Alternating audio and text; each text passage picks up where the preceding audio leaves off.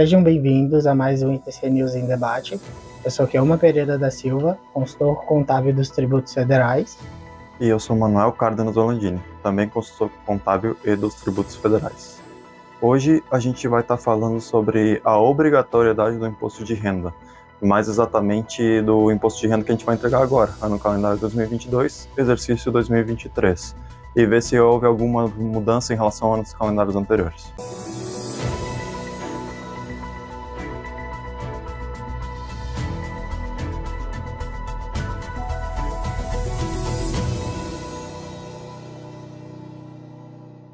A primeira coisa, antes de entrar nas regras ali de obrigatoriedade, seria que essas regras elas são aplicadas às operações que ocorreram no ano calendário de 2022. Então, por mais que a declaração de ajuste anual ela seja relativa ao exercício de 2023, ou seja, eu entrego em 2023, o ano calendário da declaração é o ano calendário de 2022. A segunda situação, né, que a gente tem que mencionar antes de começar as regras de obrigatoriedade é que caso eu esteja na condição de não residente, eu não entrego a declaração de ajuste anual, porque ela é devida apenas para os residentes aqui no Brasil. Perfeito. Então, começando já na primeira regra de obrigatoriedade, a gente tem aquela situação onde a pessoa física recebeu rendimentos tributáveis que estão sujeitos ao ajuste anual e que foram superiores a R$ 28.559,70. Então, por exemplo, uma situação onde uma pessoa física recebeu rendimentos do trabalho sem vínculo empregatício de R$ 10.000, inicialmente não estaria obrigado, porque não passou do limite. Mas se receber isso em conjunto com rendimentos de aluguel, por exemplo, de R$ 20.000, o total de rendimentos tributáveis sujeito ao ajuste é de R$ 30.000. Nessa situação, já se encontra obrigado ao imposto de renda. A segunda regra aqui dos rendimentos seria a pessoa física que tenha recebido um valor superior a R$ 40.000 de rendimentos isentos, não tributáveis ou com tributação exclusiva e definitiva na fonte.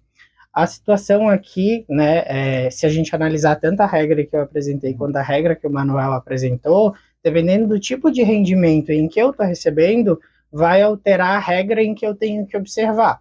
Então, por exemplo, um trabalhador, ele só recebe os rendimentos recebidos ali do vínculo empregatício dele. Suponha que ele tenha recebido um valor de R$ 30.000, né, no ano calendário inteiro, em que 28 mil seria relativos ali ao rendimento do trabalho mensal, né, considerando que todos esses rendimentos sejam rendimentos tributáveis, e R$ 2.000 seja ali o 13º salário. O 13º salário, ele tem a tributação exclusiva e definitiva na fonte. Então, nessa situação, esses R$ 2.000 a gente vai para a regra em que eu apresentei, dos 40 mil. Como é inferior, ele não fica obrigado. Já em relação aos outros rendimentos do trabalho que ele recebe mensalmente, a gente já vai para a regra do Manuel. Como foi 28 mil, fica abaixo do valor que o Manuel mencionou, então ele também não estaria obrigado. Então, se a gente fosse considerar apenas essas duas regras de rendimento, seria uma pessoa física dispensada da entrega da declaração de ajuste anual. Perfeito. Aí cabe ressaltar também que as obrigatoriedades, uma vez que você se enquadra em uma, você já é obrigado a entregar. Então, se no exemplo do Kelma, ele tivesse recebido um rendimento tributável de R$ 29.000, por mais que o isento não passasse de 40 mil, já estaria obrigado, porque já se encaixa na primeira regra, né? A terceira situação que pode obrigar a entrega da declaração de imposto de renda é quando a pessoa física apura ganho de capital sujeita ao imposto de renda. Então, basicamente, toda vez que você vai apurar o ganho de capital e tenha sujeição ao imposto, você tem que entregar a declaração de imposto de renda. Aqui a gente pode citar uma situação, por exemplo, em que eu comprei um veículo por R$ 50.000 e eu vendi ele por 70 mil. Eventualmente, futuramente, eu vendi por 70 mil. Isso estaria sujeito ao ganho de capital e também sujeito ao imposto de renda. Eu teria que entregar. Outra situação que pode ocorrer, por exemplo, é que eu seja proprietário de um imóvel único e eu venda ele por R$ 300.000. O regulamento do imposto de renda traz uma previsão de isenção para imóvel único, que é quando você vende um imóvel único até R$ 440.000 e que você tenha feito somente essa venda nos últimos 5 anos calendários. Isso não está sujeito ao imposto de renda porque é um rendimento isento. Só que aí tem que ser verificado se esse rendimento isento não passou de R$ 40.000, que é a regra que o Kelma citou anteriormente.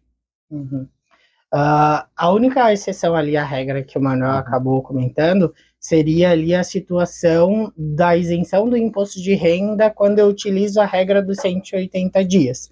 O que basicamente seria essa regra dos 180 dias?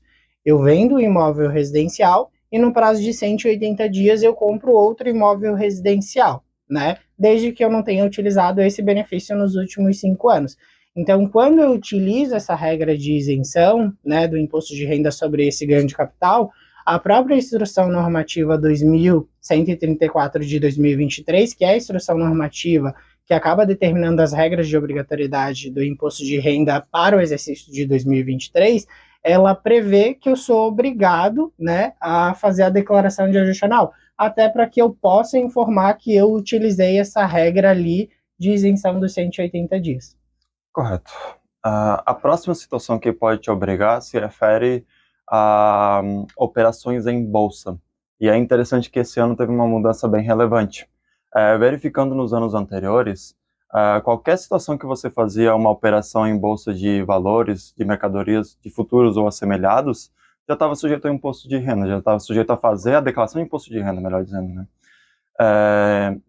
Por exemplo, se eu, em 2021 ou nos anos anteriores, comprasse uma ação que seja, por mais que não tivesse feito nenhuma venda, eu já estaria obrigado, porque eu tinha feito uma operação em bolsa. Esse ano tem uma regra distinta. Primeiramente, que só vão ser analisadas as operações de alienação. E segundo, que você só está obrigado se essas operações de alienação durante o ano foram superiores a 40 mil reais, ou se você apurou ganhos líquidos que estiveram sujeitos ao imposto. Então aqui a gente vê que até foi facilitado a vida do contribuinte, né? Porque era muito comum de as pessoas comprarem uma ação, não saber que estava obrigado e depois cair na malha, por exemplo. Né? Isso mesmo. E aí também tem algumas regras ali de isenção, por exemplo, né? Em que aí se aplicaria ali a segunda regra e que nem sempre, né, que eu faça ali transações em bolsa de valores e que eu tenho algum tipo de ganho, eu tenho uma situação ali de incidência de imposto de renda, porque, né, como sempre, existem regras específicas de isenção. Correto. Aí teria que passar de 40 mil reais as operações de alienação, ou você apurar imposto. Se nenhuma dessas situações ocorreu, ao menos por essa obrigatoriedade, você não precisa entregar. Outra situação ali de entrega, né, de obrigatoriedade de entrega da declaração de ajuste anual, seria para a pessoa física que faz o exercício da atividade de produtor rural na pessoa física. Então, ela fica obrigada à entrega da declaração de ajuste anual caso a receita bruta da atividade do produtor rural ela seja ali superior a um valor de R$ 142.798,50. Ou caso, né, eu queira me compensar dos prejuízos do ano calendário de 2022 ou anos calendários anteriores, né, na minha receita ali da atividade rural do ano calendário de 2022 ou dos anos calendários posteriores. Então, seria basicamente a seguinte forma. Suponhamos ali em que eu tenha um prejuízo da atividade rural, né, ali de 2021. Se eu quero utilizar esse prejuízo da atividade rural aqui na receita da atividade rural do ano calendário de 2022, eu vou ter que entregar a declaração de ajuste anual. Ou até mesmo se eu apurei um prejuízo fiscal, né, no ano calendário de 2022 e eu quero utilizar para compensação em exercícios posteriores, por exemplo, anos calendários posteriores, por exemplo, utilizar do ano calendário de 2022 no ano calendário de 2023. Esse ano também precisa entregar ali a declaração de ajuste anual até para que eles consigam fazer o acompanhamento desse prejuízo da atividade rural. Outra situação que pode obrigar também a entrega da declaração de imposto de renda é que o total de bens e direitos que você tenha na declaração em 31 de dezembro de 2022 seja superior a 300 mil reais. Lembrando ali que bens e direitos a gente tem que estar registrando a declaração conforme o custo de aquisição do bem, aquilo que você pagou para adquirir o bem em questão ou o direito em questão. É interessante nesse caso perceber que pode ocorrer de haver bens comuns ao casal em decorrência do regime de casamento.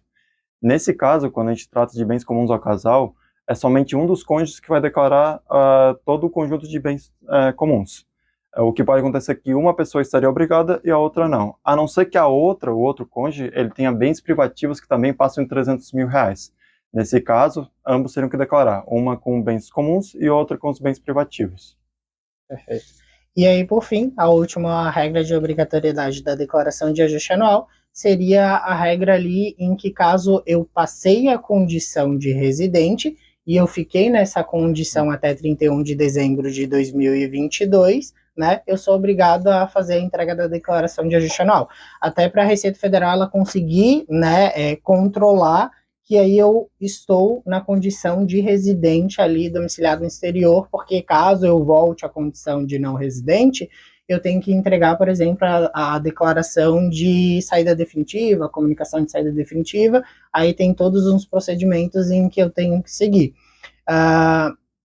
Também outra situação aqui, né, já fechando, seria que, caso eu esteja em alguma das situações de obrigatoriedade ali da declaração de ajuste anual, e eu esteja como dependente em outra declaração de ajuste anual, eu fico dispensado de entregar a minha declaração de ajuste anual. Na verdade, eu até nem posso entregar a minha declaração de ajuste anual.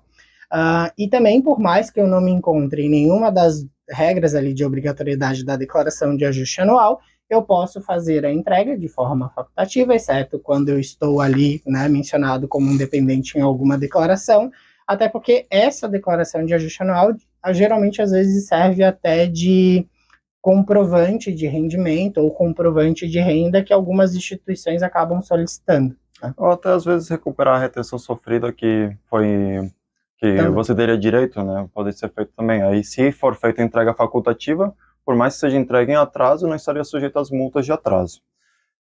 E por fim, outra alteração interessante trazida esse ano é que o prazo da entrega da declaração de imposto de renda mudou. Nos anos anteriores, em regra geral, né, a gente teve algumas mudanças por conta das postergações da pandemia, mas em regra geral, começava ali em 1º de março até o último dia útil de abril. Esse ano vai ser diferente. Vai começar em 15 de março e vai ser até 31 de maio de 2023, até o último dia útil de maio. Esse dali, a justificativa que eles utilizaram é que seria que, basicamente, já no início ali da entrega da declaração, né, de ajuste anual, eu já conseguiria já enviar com a declaração pré-preenchida.